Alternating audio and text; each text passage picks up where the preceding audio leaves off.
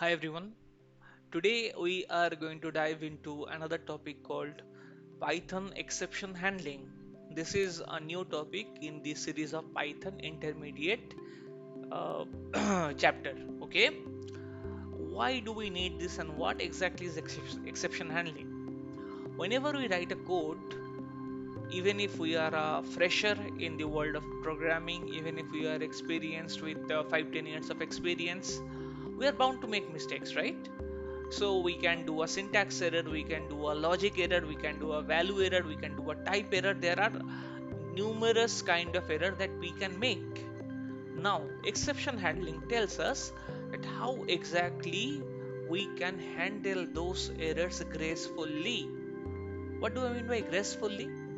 Well, when a error comes along in your cell output, in your Jupyter notebook or in your Python cell output, that's basically some kind of big red lines coming up with 3-4 lines of explanation, and that is not how you want your program to run.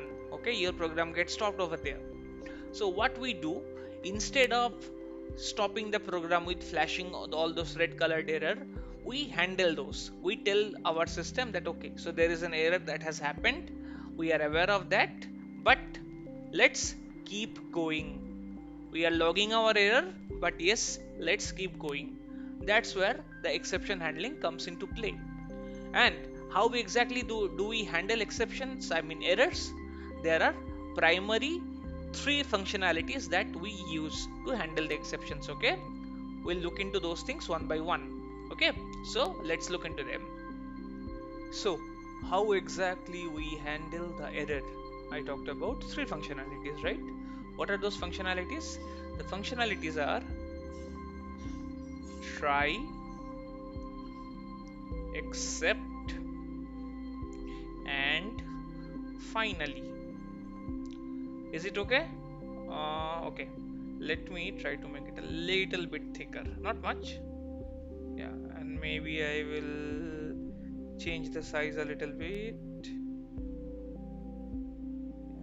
Yeah, that sounds okay, I think. Yeah. So, what happened? Okay, sorry. Yeah. Try, except, finally. Okay. Three blocks. How exactly they work? So, let's say you are trying to write a function. Okay, you are trying to write a function something like this. Let's say okay, let me keep it simpler. A equals to 20, B equals to 10, and C I'm going to pass on a string, let's say Harry. Okay, now we all know that if we do a plus b, we'll get what? We'll get 30, because that's a straight away math, right? 10 we are adding on with 20, we are getting 30. But if I try to do this a divided by c, can we divide an integer with a string? We can't, right? So that's where the error will come into play. That is where we need to handle the error, right? That's where these blocks are essential.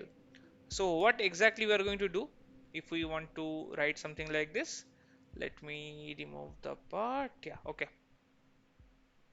So no matter what, we will start our code block with the try block, we call it. Okay, so we'll write try.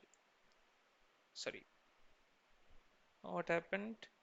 Okay, sorry, I think some kind of okay, yeah, try. Okay, written. Then I will pass on whatever functionality, or sorry, whatever logic I want to put up. So at this point of time I want to put up this wrong logic, right? So I'll write print a divide by c. Okay, that's a wrong logic. We cannot divide an integer with string. Okay, int divide by str is something that is not possible, right? That's not a possibility. That's not a possibility, right? We cannot divide that. int and str. So I'll just excuse my handwriting. Okay. So int divide by str is no. It cannot happen. As simple as that, right? So that's why what we are going to do, we are going to write except exception. So this is an exception, right? We can tag that with the variable called d. Then let's say I'm going to simply print the error. Okay.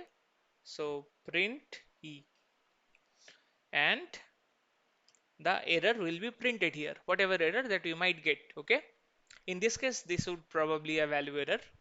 Now, what is this finally block that is shown over here? Finally block is a block that will get executed no matter what. Okay. So if I write print this always gets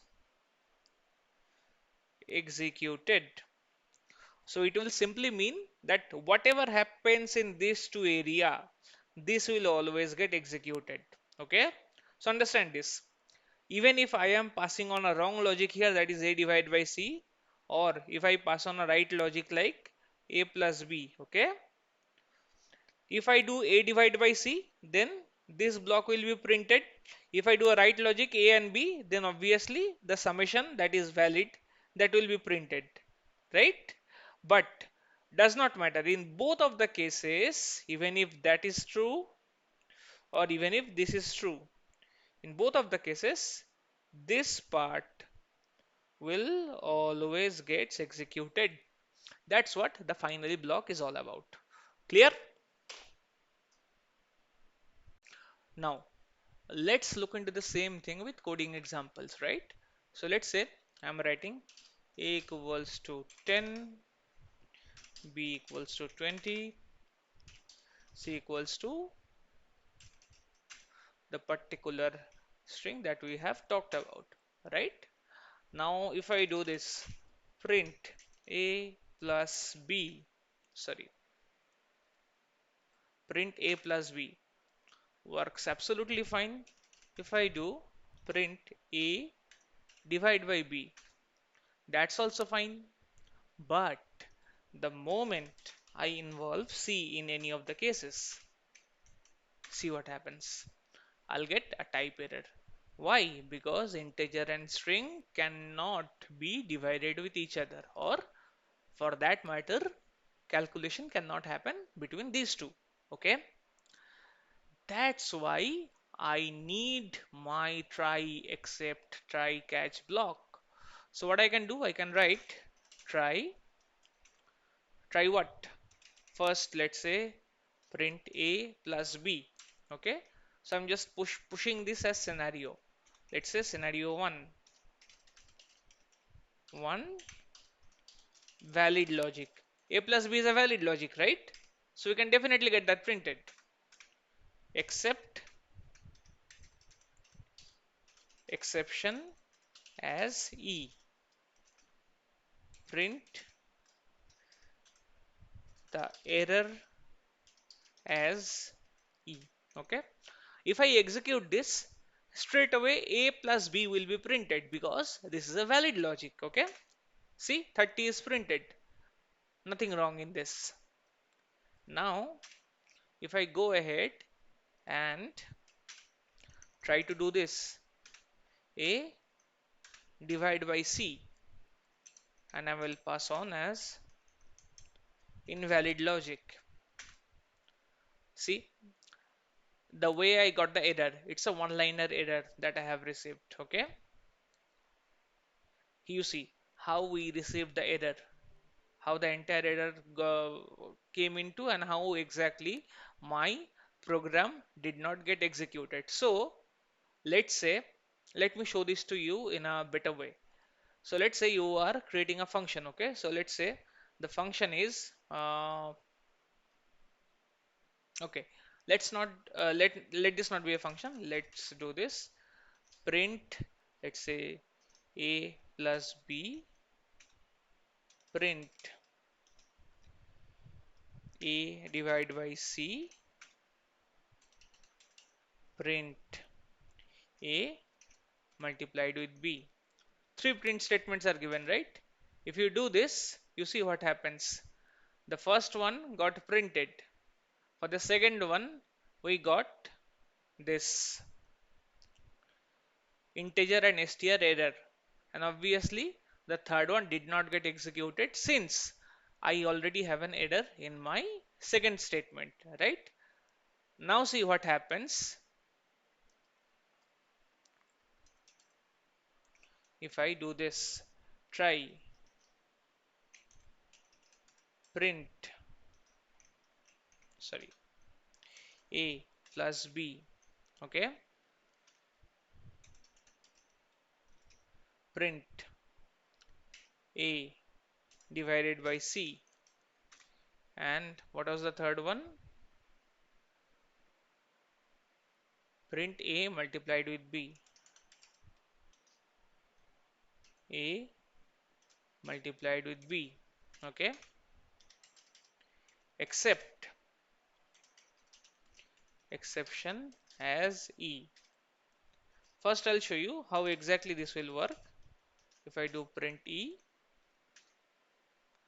see again, only the first one gets executed. The last one did not get executed since we already have an error that occurred in between. Now see how finally comes into play.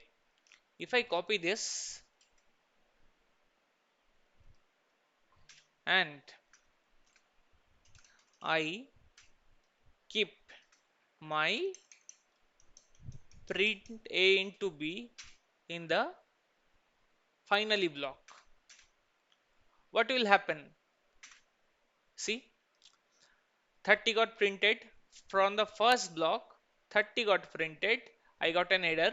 This A multiplied B stopped. Why? Because in the flow of action, this is where the error happened, right?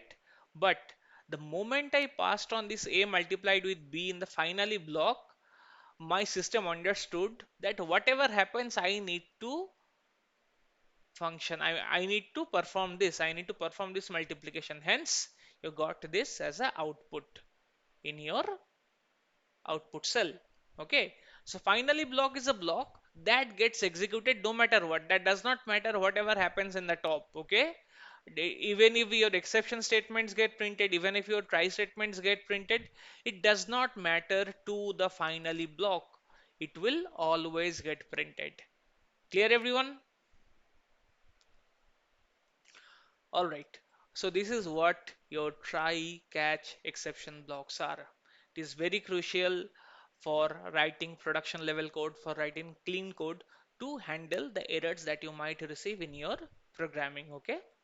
So that's all for today. I will see you in the next video. Please make sure to follow and subscribe. Thank you. Bye.